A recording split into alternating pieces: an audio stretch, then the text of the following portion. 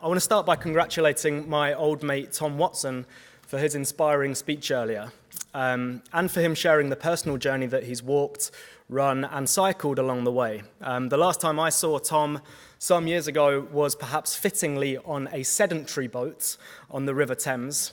He was half my weight heavier then than he is today, and I was half as grey. And I guess that tells you something about the power of purpose. I know Tom because 8 years ago, I also worked in politics.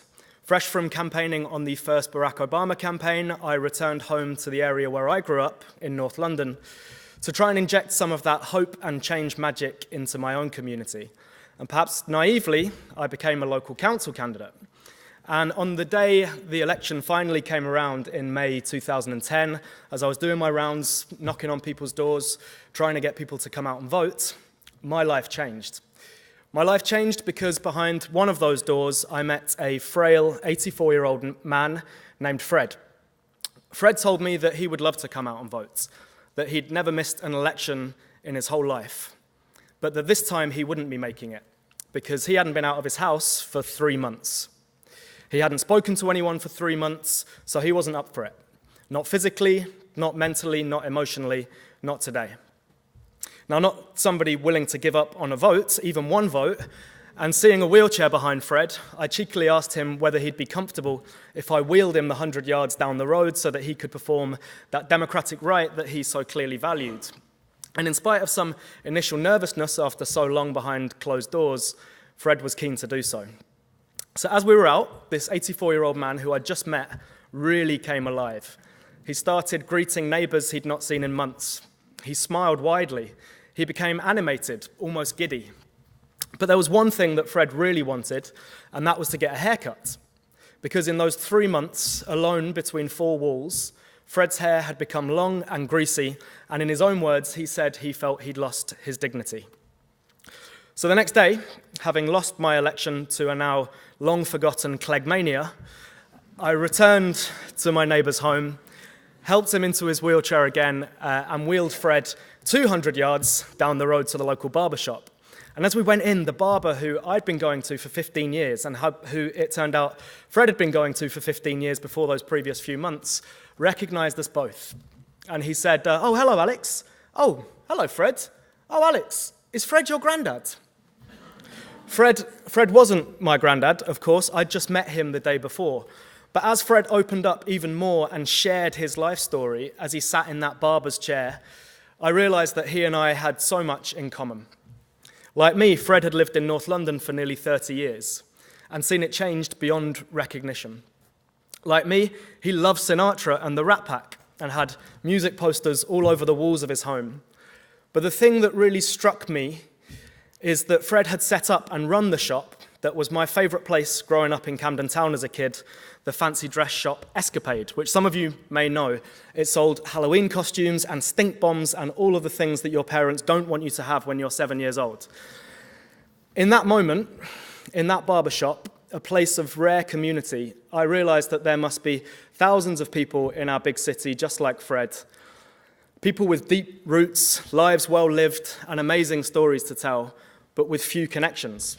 And thousands of people like me, constantly connected via technology, but with too few roots in their community. So in 2011, I set up North London Cares to bring together young professionals and older neighbours who live side by side but too infrequently interact, to share time, laughter, and new experiences across the social, generational, digital, and attitudinal divides that can leave our cities and our world feeling anonymous, isolating, and disconnected. 8 years later, alongside North London Cares, that little idea has sprouted sibling charities, South London Cares, Manchester Cares, and now Liverpool Cares. And through the Cares family, as they're collectively known, 5,000 older people and 5,000 younger people have now hung out and helped one another through social clubs like dance parties, ping pong, yoga sessions, digital tech workshops, desert island disc nights where they share their favourite records, and through one-to-one friendships, bringing some of the outside world in for people like Fred who can struggle to get out, and for people like me who are looking for just that little bit more connection to their local community. I tell Fred's story because it's a microcosm of our time. Because in our rapidly changing world in which globalization, gentrification, digitization, individualism, transience, and housing bubbles are transforming our neighborhoods faster than ever before, we've somehow prioritized what's efficient over what's important. And the result is that whether through our addictions to work, smartphones, or social media has already been discussed, or through the changing faces of our communities and the fraying of our social groups with the passage of time, we're living in an era of deep disconnection, even in a hyper-connected age. And let me tell you what I mean. On my journey here today, I had ample opportunity to speak to people, to engage. But with my headphones in and my travel card out, I ignored the bus driver as I climbed aboard his bus and tapped my ticket to his card reader. I bought a coffee, not from a local cafe, but from a machine, where I paid through a self-service checkout. On the tube, nobody looked me in the eye. And even since I've got here, I've been wedded to my phone, following on Twitter what's happening right in front of my eyes. And I can see some of you doing it right now. And it's easy to laugh, but we are all guilty of it, and I know I'm certainly guilty of it. And it's in that context that we're living in what a BBC documentary called The Age of Loneliness, and what many others have called a loneliness epidemic. It sounds melodramatic to use those words, but let me just share some stats to illustrate the point. 9 million adults in the UK say they often feel lonely. 2 in 5 people over the age of 65, 2 in 5 say the TV is their main form of company. 17% of older people haven't spoken to a friend or relative in a week. And 11% haven't had meaningful human contact in a month. 1 in 10 GP appointments is taken by an older person with no other condition than that they're lonely. But this is not just a later life problem, quite the contrary. In fact, studies show that young people are at least the second loneliest age group and may even be the loneliest. 1 in 5 young mums say they feel lonely always. And suicide is the biggest killer of men under the age of 45 in this country. So loneliness kills. It brings on heart attacks, strokes, depression, and dementia. While obesity increases our chance of premature death by up to 20%, and dependency on alcohol by 30%, not having meaningful relationships in our everyday lives increases our chance of early death by a sobering 45%. If you have a heart attack, there are 2 lifestyle factors that drastically increase your chance of survival over any other. Number 1, not smoking. And number 2, having good relationships that mean something to you. And that makes sense because what truly makes us human is not our hunger for growth in GDP or the expansion of ever more complex computers, systems, or nexuses. What makes us human is our compassion for one another, our empathy. Remove the opportunity from that empathy from our everyday lives, and we're hollowing out the human experience, and we're killing ourselves in the process. Now, there are some people who say that loneliness is not a national problem, or at least not a public health issue, that it's an individual emotion.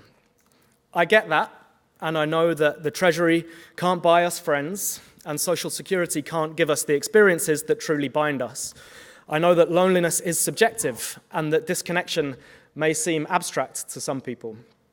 But the science is not deniable, and nor are the economics.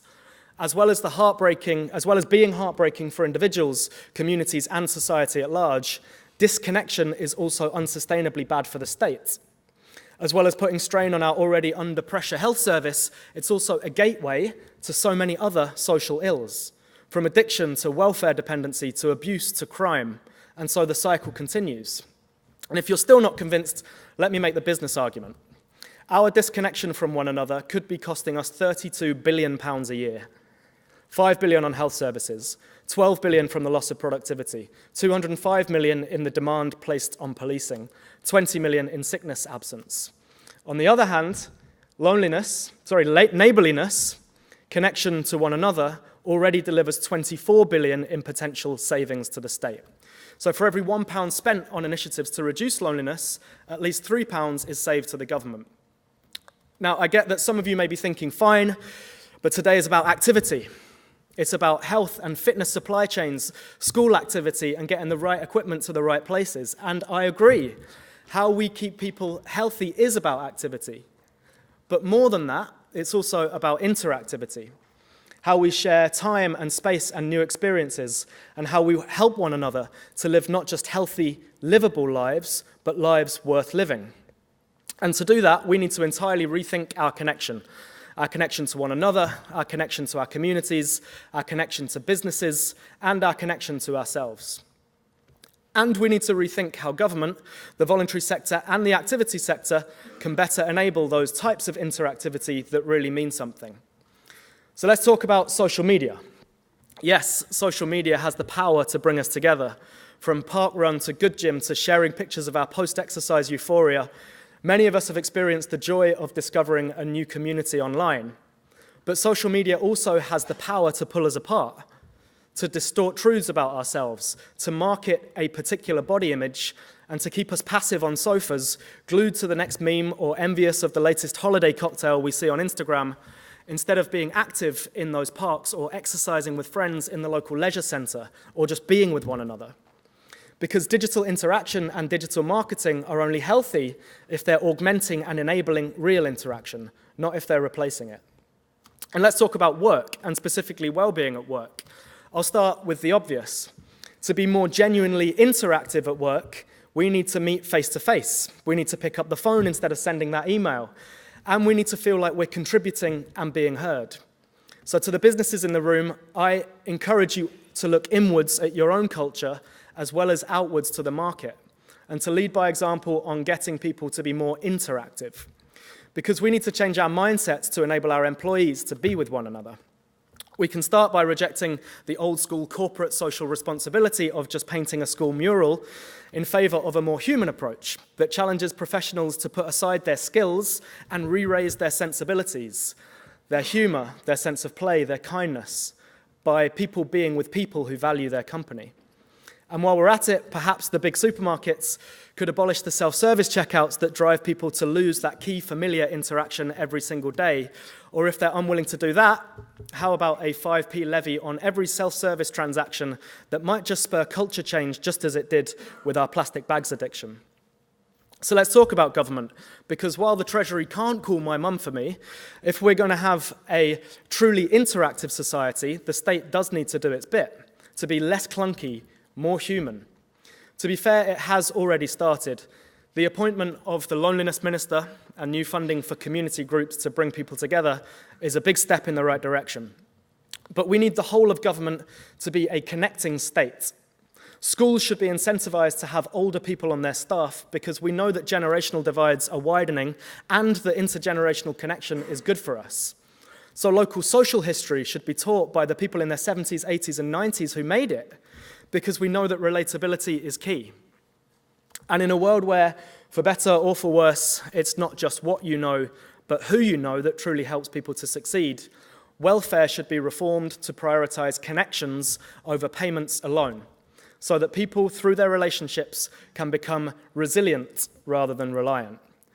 To support that, transport agencies could inspire no headphones days. Their trains and trams could have book and DVD exchanges. Priority seats that segregate us should become community seats that bring us together. Mixed-age housing should be built with care homes on the same sites as shared office hubs and hairdressers and parks, so that we can encourage community and so that we can see one another more, because it takes at least two people for one person to be visible. And government, and frankly the charity and voluntary sectors, need to adapt their language. Because if Fred had ever felt that I was offering a service by escorting him to the barber's, there's no way he'd have agreed to it. Fred was a proud man with a rich personality and heritage. He didn't want to be done to. He was not my client, and I was not befriending him. Neither of us was a beneficiary. We were just neighbors. So commissioners in the room, this should be your guiding principle. Because when did the word social come to mean a service of government? Social housing, social security, social care, social services. These services rarely encourage interaction. In their remoteness, they can sometimes prevent it. And the systems that underpin some of those services, press 1 to listen to Greensleeves, press 2 to speak to somebody 10,000 miles away, press 3 to be entered into a telephonic abyss. Here, fill in this form that you don't want to fill in. Those systems don't enable interactivity either. They leave us feeling cold, isolated, distant from our community. So the word social should mean people, being with people. I know that's what people want because evaluations of the Cares Family's work have shown that while a majority of older people first join us for the activity, the dance parties, the choirs, the boxing nights, they come back for the interactivity with local young people. And the National Health Service, which we've celebrated today, if it's going to survive into a future with an aging and growing population, needs to do what it says on the tin, because it's currently a National Ill Health Service. And thank God that it is, because it fixes us when we're sick. There is not a person in this room who hasn't benefited from that, and not a person in this room who wouldn't fight and fight to help the NHS to survive. But to survive, it needs to do more than fix people up. It needs to be radically proactive in keeping people healthy in the first place, prioritizing prevention over cure. That means campaigns to change the culture on sugar, as we've discussed. It means attacking problems like loneliness right at the roots. It means free gym memberships for those most at risk of heart disease. And it means shifting some budgets from reactive physical health treatments to proactive mental health treatments to close that gateway to so many of those other social ills. But because government can't do it all, let's also talk about the physical activity sector, your sector, that's brought us together today. There are people here much more qualified than I am to talk about the physical, mental, and emotional benefits of activity.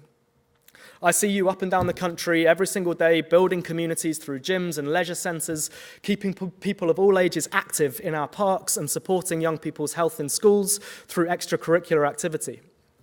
Your work is inspiring because it doesn't just keep us active, but precisely because it keeps us interactive across lines of social class, across generations, across faith groups.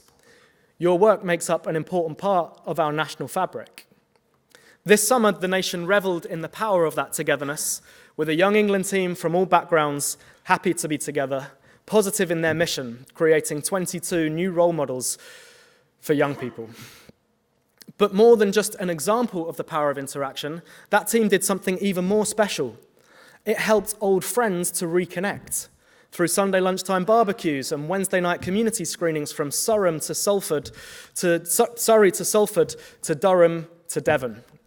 It made us sing together and dance together and cheer together, and yes, perhaps predictably in the end, cry together. For a moment, even in rocky times, that sense of togetherness became something bigger, a sense of nationhood. But you all already know that because you're all already at the vanguard of that movement. You've mobilized more people to join exercise groups than ever before, to exchange the solitude of the treadmill for the solidarity of the spin class. Your work has brought more BAME people and more people with disabilities into activity than ever before. And you've invested in research that has demonstrated the importance of activity in our everyday lives. So you're good at this. But your research also reveals that there's more to do to get more older people into those communities, more men, more people from the lowest income groups. So the next part of your job is to use the scale of your networks and resources and the physical space that you have in every community to focus on where collectively you can make the biggest difference. Doing so will be good for your bottom lines because you have so much more capacity during evenings and weekends as well as on weekdays. And more importantly, it will be good for our collective interaction as well. And we need to focus on the power of sport more broadly for that purpose too, and through cheaper tickets and more grassroots coaches and keeping hold of Wembley Stadium and bringing in safe standing so that parents and their children can share active experiences together to help sport to be about community as well as about competition, about healthy communities as well as healthy people.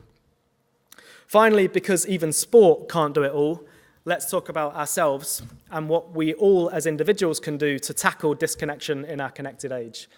Because while we are all part of a community and many communities, we're also responsible for the role we choose to play within those groups and how active we each are. So it's not okay that while 3/4 of us believe that being part of a community is important, almost the same proportion admit to not actively taking part. And it's not okay that while we're spending more time with our immediate families than ever before, we're spending less time engaging in the world beyond our front doors than ever before. That road, that lack of proactive interactivity, leads us to isolation. So we all need to take responsibility for being interactive And we can each start as we leave here today by taking off our headphones and saying hello to the bus driver, by waving across the road to the hairdresser we visit once a month, by buying our coffee from a human rather than a machine, and by asking, how's your day? By keeping an eye out for neighbours like Fred, with 1,000 stories of love and loss, and hope and heartbreak, and mischief and misadventure to tell. And then we need to broaden that movement to inspire more people to do the same, and more people after them. So my message is that activity may be what makes life livable, but it's interactivity that makes life worth living. Activity may be what boosts the body, but interactivity is what boosts the mind and the matter, what binds us and what defines us. That interactivity, especially across different life experiences, will not only keep us healthier for longer, it will also help us to build and keep learning through life. It will reduce crime and addiction and abuse. It will expand the dignity and identity and belonging that people feel from employment.